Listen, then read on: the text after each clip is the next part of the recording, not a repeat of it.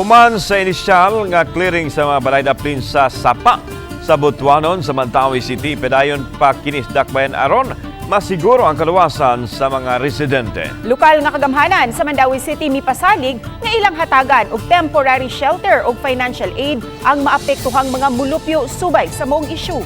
Ano ang report ni Nico Sereno?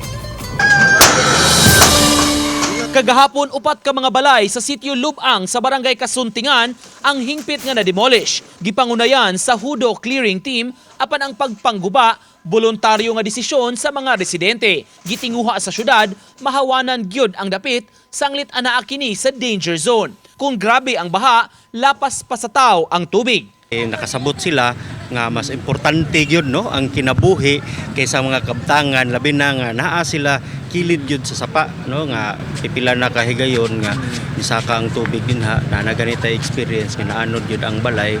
Swerte lang no nga walay mga kuano tao sa sulod. May mga balay pa hinuon nga nahabilin sa lugar ug kini ang gitinguha nga mapapahawan gayud. Pasalig hinuon sa dakbayan, dunay giandam nga temporaryong kabalhinan sa mga mulupyo nga maapektuhan. Nahatagan sab og financial aid ang mga residente. So kaning naa sa ato ang danger zone ato man gid ni silang kuano i-clear no kay pahimutang gyud nato ni sila og sakto nga puloy-anan kay para luwas sila sa mga trahedya.